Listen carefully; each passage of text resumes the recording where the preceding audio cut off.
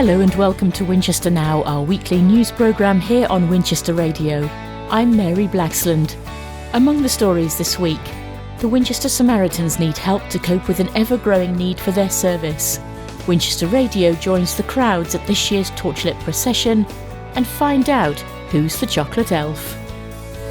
Winchester Radio. Winchester Samaritans say they're dealing with calls for help every minute of every day. This month the charity marks its 70th birthday and says the demand for its service is as great as it's ever been. More volunteers are also needed. I spoke to Wayne Fletcher, Branch Director of Winchester and District Samaritans, and began by talking about the history of the organisation. Samaritans was founded in 1953 by a young vicar called Chad Vara. Throughout Chad's career, he had been counselling people and he wanted to do something more, particularly for people contemplating suicide. And when he moved to the City of London, he found that that was an opportunity for him to set up what he thought would be a 999 service for people contemplating suicide. Still at that time, suicide was illegal in England, but he just felt the time was right for him, that he was a man that was willing to listen. He had a base, he had an emergency telephone. The first call was made on the 2nd of November in 1953. It was in December 1953 that the Daily Mirror referred to the service as the Good Samaritans, and that has stuck ever since. A lot of volunteers came just to help him with the administration of helping people. And that's when Chad realized that the role of the volunteers would be a lot more impactful than he first considered. And that's where genuine human contact that's warm and trusting can be all that's needed to reduce emotional stress. And from there, we now have over 200 locations and branches in the country with over 20,000 volunteers. So the service has grown significantly since then. Winchester opened in 1976, and we have 120 extraordinary volunteers. And as a local branch, we answer calls for help from around 1,500 people every month. And we're open every single day of the year. And it's through the extraordinary dedication and commitment of our volunteers that allows our service, hopefully, to continue for the next 70 years. How much has the need for the Samaritans changed over the time? You know, it's increased as we've gone national, because the Samaritans and local branches started out with local numbers and serving directly the local community. But as the service has grown and the need for people to have that, emotional support to help them through whatever they're struggling with, the national number has been part of the reason why we've grown in service. It's a free service, which is pretty important in today's environment, in the cost of living crisis. It's confidential and you're not going to be judged. So we're here to talk about anything that you want to do. And so the service has grown in popularity. You mentioned the cost of living crisis and a lot of people struggling at the moment. How much is there a demand for your service at the current time? We know that people struggle all year, and there's always challenges that people are going through. And we've noticed that the cost of living crisis has added to that, and that can impact people in different ways.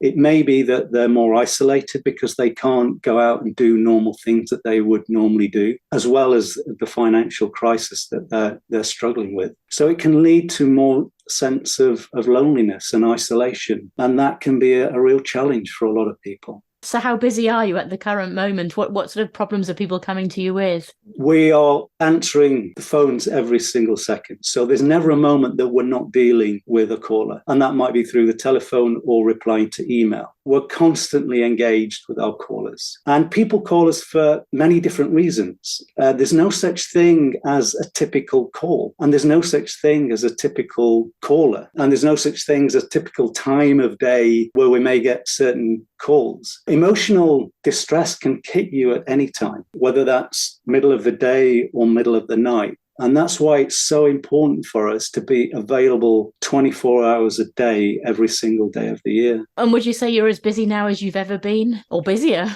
Yeah, we are constantly striving to answer all our calls, which we do. And that's one of the reasons why, volunteers are always in demand. So if anybody, wants to join us, then volunteering is an amazing opportunity with it. And like you say, it was set up originally for people who are contemplating suicide. And some people have that as the image of the Samaritans. But people can turn to you whatever they're facing, can't they? That's right. You don't have to be suicidal to call us. And in fact, most of the calls that we answer are not people who are feeling suicidal. They may be struggling to cope in different ways. Things have just got too much for them. Having that ability to talk to somebody, and it can be a real difficult challenge to open up, particularly to family and friends, because we don't want to burden people. We don't want to upset particularly our close loved ones. And so being able to call the Samaritans and just talk for the first time can be all that's needed just to reduce that emotional distress before, it gets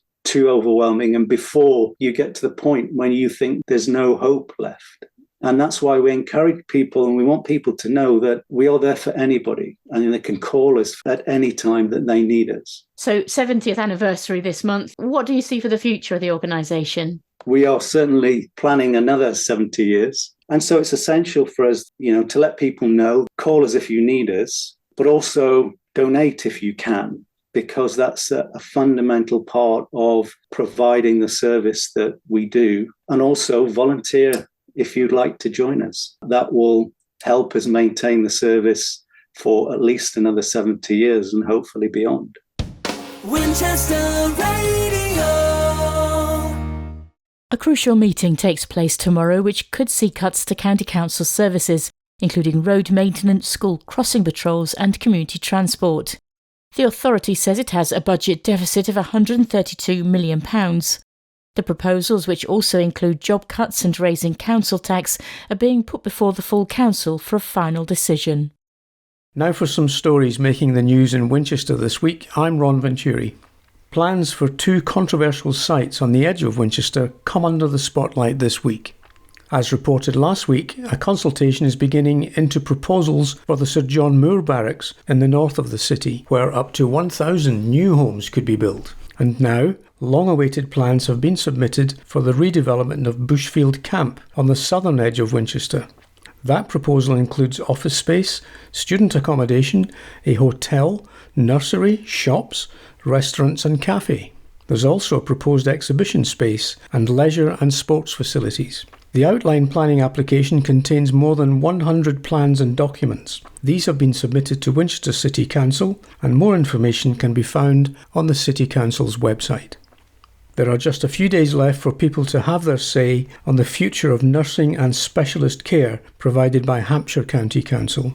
That authority is proposing to close 7 homes, including West Home in Winchester, and build 3 new nursing homes, including redeveloping the site of the former Cornerways home in Kingsworthy. The consultation closes on the 12th of November, with a decision due early next year. More than 430,000 COVID vaccinations have been given out so far this autumn, with health bosses encouraging others who are eligible to come forward for a jab. People can use the national booking system, the NHS app, or call 119. It's open to people 65 or over, care home residents, health and social care staff, carers, and those at increased risk with underlying health conditions. And events will take place across Winchester this weekend to remember those who gave their lives in war, and to pay tribute to members of our armed forces past and present. The Mayor of Winchester will join the Royal British Legion on the steps of the Guildhall to observe the 2-minute silence at 11 a.m. on Saturday, with members of the public welcome to attend. On Sunday, a procession will leave the Broadway at 9:30 a.m, followed by a service at the Cathedral and the Act of Remembrance at the War Memorial. Meanwhile, South Western Railway is offering free travel to serving military personnel and veterans who are attending local Remembrance Sunday events. 2 care homes in Winchester are taking part in a project to spread a bit of joy this Christmas. The Chocolate Elf scheme aims to collect donations of chocolate advent calendars and selection boxes to deliver to children who might otherwise miss out. Here's Jess Goodwin, Customer Advisor at Abbott Spartan Care Home. All our Hampshire homes have agreed to be collection points for the local communities. A gentleman called Peter Orme runs the organisation that supports the Chocolate Elf. It's a countrywide charity event which is all about people donating advent calendars and selection boxes for children who don't get very much at Christmas. And why was it so important for you as a care home here to get involved in that? Well, we're just passionate about our local community. We run a fete in the summer which involves our local community. The residents are really, really interested in what's going on in our local area, and anything that can just spread the word of another charity, and that we can support something, a really, really good cause. There are some children out there that I was having a conversation with Peter. He was delivering some of the items to a local charity, and there was a child waiting at the door, and he was sort of saying, well, what's that little lad looking for? And they said, well, they know exactly who you're from, and actually this is the one thing he's going to get this Christmas. And that really sort of was quite powerful, I thought. And it just made me want to get involved, and certainly the other homes as well. And how much do you think something like this is needed in the Winchester area? Well, actually, Southampton Council get very heavily involved. There's the Home Start charities, hospitals, wards, anybody who's a charity that thinks that they would benefit from having the donations of chocolate just need to get in touch with Peter Orme on the Facebook Chocolate Elf page, and he will certainly get them in touch with collection points like us, and they can get delivered in to that local charity. So if they're unknown, let themselves be known, and hopefully they'll benefit from that. And how many years have you been doing this, and what sort of response do you get? As a company, we've only been doing it a few years, I think 4 years now. Well, certainly the last year we, as an organisation, Peter tells me there was 5,000 units donated, which is amazing, and that can really change lives for these children. There's lots of families out there who are in need, children who, it's through no fault of their own, will not receive very much through the seasonal period. So just to have some chocolate, raises the spirits, I'm sure. But it would be great to exceed the 5,000 units and us be a small part of that. And people from the community can come in and donate as well. It's not just residents. Oh, absolutely. That's what we're looking for, really. St Catherine's View, our sister home in Stanmore Lane in Winchester, is also a collection point. We've got a decorated box in both of our foyers that you can literally just pop in and pop them in the box. Or please come and see us and say hello. I'll be more than delighted to see you and have a chat about what we do here at Abbott's. But absolutely, just pop it in the box. They really are only £1 at places. I think Amazon are doing a free delivery service at the moment, so if you'd like to do that, you just pop our address in and we'll put it in the box. But really, when you look around, most of the supermarkets have got them for £1, £1.50, and if you really think about the bigger picture of Christmas, that makes a good impact. You're thinking about Christmas for other people, but what will Christmas be like for the residents here? Oh, it's absolutely fantastic. We really work hard. We go to town on the experience for the residents. We have singers in, we have beautiful gala dinner that we do. We host the families as well. People are more than welcome to come and see their loved ones over Christmas, and we have a lot of fun. Last year we had a donkey come visit, went round all the residents' rooms and comes up in the lift, and it was quite amusing for everybody, but absolutely magical, and it's really nice time, really lovely time. Now, thousands of people attended the Winchester bonfire and fireworks last weekend, and many travelled from across the south to join the annual torchlit procession through the city ahead of the event.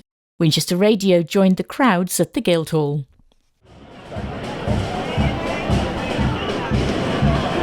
I'm a student here. I'm from near Reading. Yeah, Reading Hook area.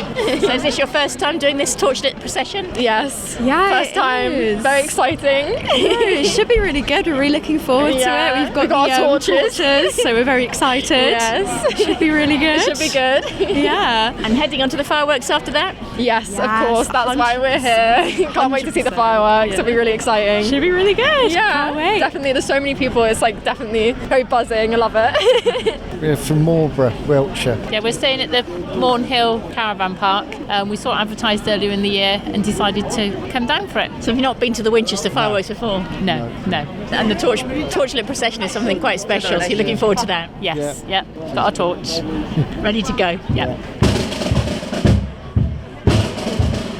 I'm Charlotte, but I play with Stanley's Own Scout and Guide band. We're based in Copythorne, just by the New Forest. We're playing for the torchlight procession in Winchester today. So tell me what's involved in what you're doing today.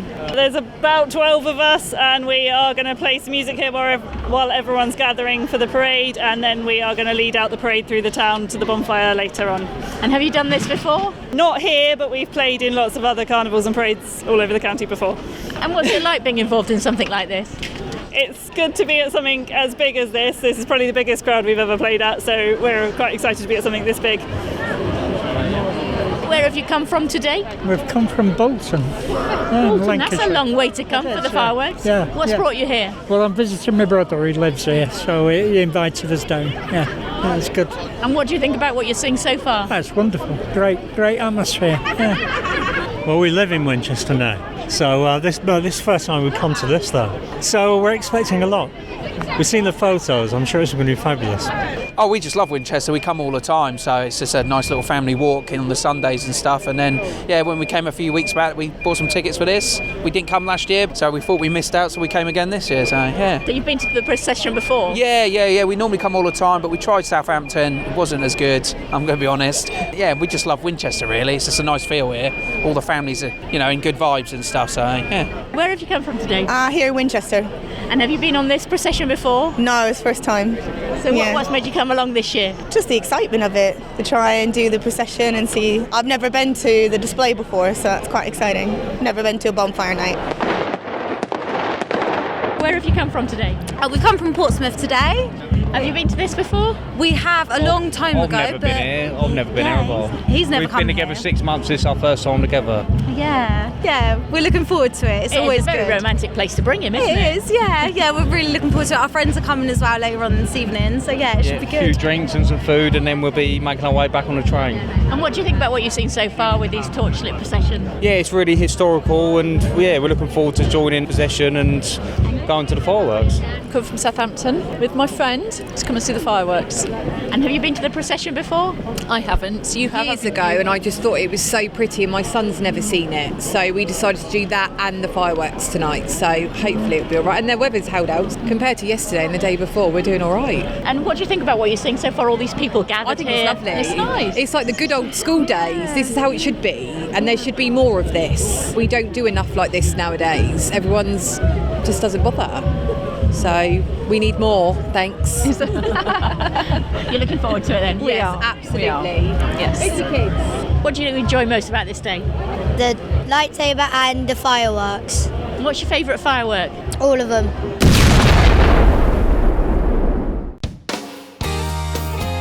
So it's time for the weekly shout-outs, and as we've just heard, the Winchester Bonfire and Fireworks was held on Saturday, so let's give our first shout-out to all the organisers who spent months making this event happen, and to the hundreds of volunteers who helped out with roles, including selling tickets and torches and keeping the crowds safe. The event has raised thousands of pounds for local good causes.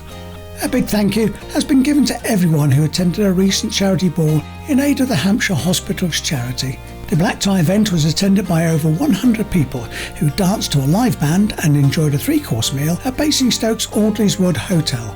The event raised £14,000, all to support the Magic Lion appeal, which aims to improve child health services by improving wards and investing in play facilities and equipment. And 3 cheers now for nurse Laura Chandler, who completed an incredible 2 marathons in 2 days, across the Sahara Desert no less, to support Naomi House and Jack's Place. Laura endured sweltering temperatures reaching 41 degrees and tackled steep hills, rocky plains and boulders, and even slept under the stars in a Bedouin-style campsite. She says it was the toughest challenge of her life, but something she'd be forever proud of. Her achievement made over £3,000 for the charity, doubling her original target. During her nursing career, she cared for children that used the hospice services, which inspired her to take on this challenge. Nice one, Laura. And finally, a special shout out now to a special dog. Darcy, the Golden Retriever, has been named Service Dog of the Year in the 2023 Canine Awards run by a pet food company. Darcy is the assistance dog to University of Winchester PA Jess Green, who has ME and chronic pain, as well as daily migraines. Jess has had Darcy, now 4, since she was a puppy, and she qualified as her assistance dog in September 2022. Darcy helps her get dressed and can unload the washing machine. She can also pick up things that she's dropped, fetch the post and find lost items like a phone or keys. I'm Paul Blitz and I'll be back again next week with more great shout-outs. Winchester Radio. Finally this week, Winchester's Christmas tree has been put in place and the countdown is on to the Christmas lights switch on. The event takes place next Thursday the 16th of November with music and dancing on the stage in the Broadway from 4:30 to 7:30pm. The Christmas market opens in the Cathedral grounds next Friday. Well, that's all from the team at Winchester Now for this week. Do email us any stories you'd like to share at news@winchester.radio. Many thanks for listening.